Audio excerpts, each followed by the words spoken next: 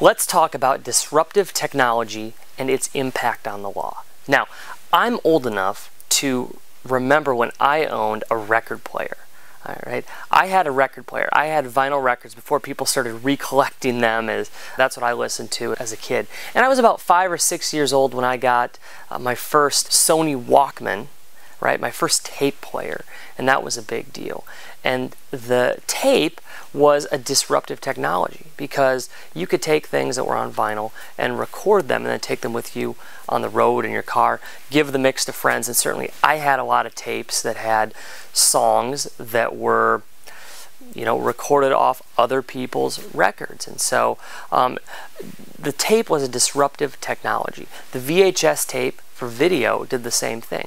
I remember recording a lot of movies on TV, or instead of having to go buy them at the video store, or if you had 2 tape decks, you could go rent a movie and you could record it. And so these are challenges, right, for Hollywood, for the music industry, is how to deal with these disruptive technologies. Now, I also remember when my family got its first CD player, right? That was a big deal. And the CD was, again, a game changer because it brought this clarity of music, but at least initially, you couldn't steal it.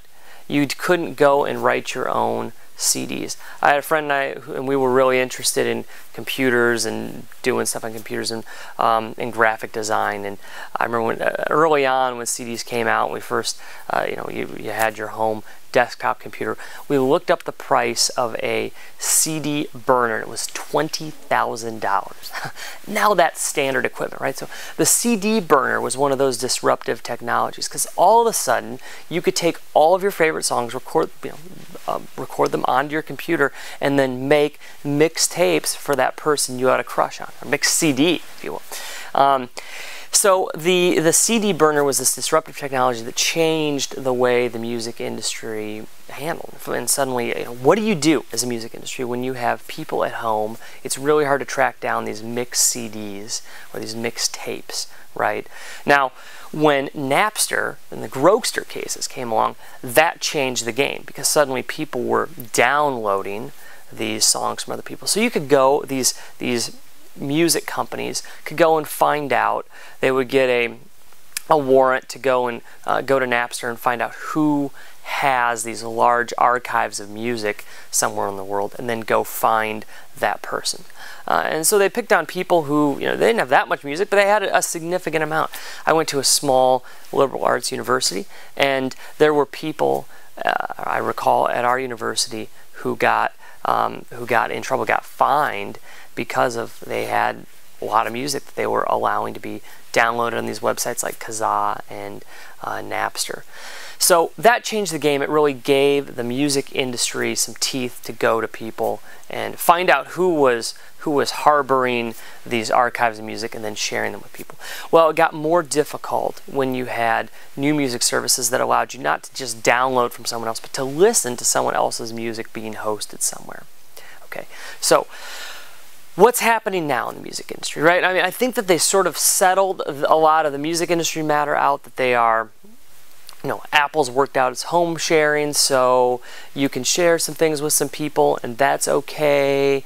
But we've gotten, so now it's, you might as well just spend the 99 cents or $1.29 on a song and just download it yourself. You're not having to buy the whole $15 CD, right? So they've changed the way, the law essentially forced changes in the music industry because culture was changing, technology was changing. Well, what's happening now? I just got a MakerBot, right? A 3D printer. It is very cool. It's fun to play with. And this is changing a whole new industry, much like the music industry. So you've got companies like Disney, and they sell figurines from their movies. You want, the 7 Dwarfs. Well, you had to go buy them at the Disney store. It wasn't something that was very easy to knock off, unless, maybe they're made abroad, but we can try to stop those things when they come in because we've got customs and border checks that are organized to do that. So it was pretty easy to stop knockoffs in the figurine industry. Well, now with these 3D printers, you can go and there are these websites there. People are uploading their model of Star Wars characters, right? Or Disney characters, or what have it that you're interested in, Lord of the Rings characters.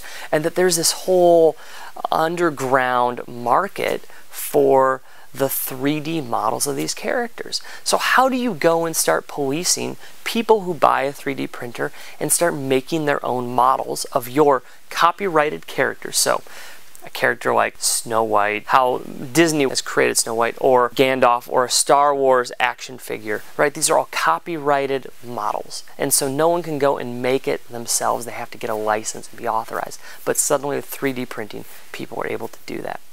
There was a guy who makes 3D models of famous people's busts. So he would make the head of Obama, and you could buy an Obama head for your desk, I suppose. And you could buy Vladimir Putin's head and have this 3D model. I don't know why you'd want that, but he sold them and this is his business. Well, maybe you remember from the Super Bowl and Katy Perry did the halftime show that she had this famous left shark that started getting out of sync, and it became an internet sensation. So left shark was a thing, and this guy who's making 3D models decided he wanted to start making models of left shark because it was popular. And so I guess right after the Super Bowl, people are buying left shark models. Who would figure? Maybe you own one.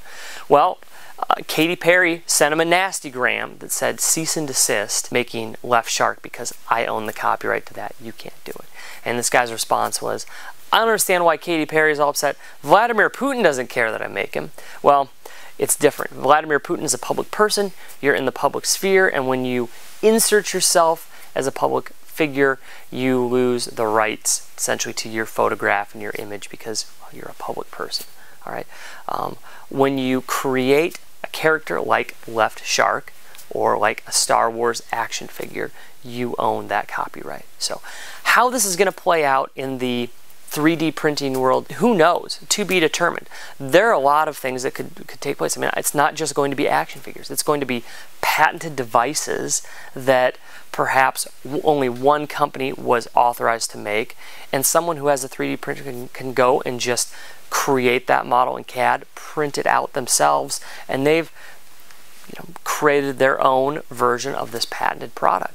I can go and make accessories for my GoPro cameras that GoPro would normally want to sell to me, but I can go and make them myself. So it's going to change the industry. You'll probably start to see these industries shrink in a way because, well, people are doing it themselves. There's going to be new sorts of pressures. There's going to be have to be policing done by the movie industries that own these characters, the athletic teams that want to sell characters or emblems, figurines, and it's going to be a lot of challenges and a very interesting new world in disruptive technology.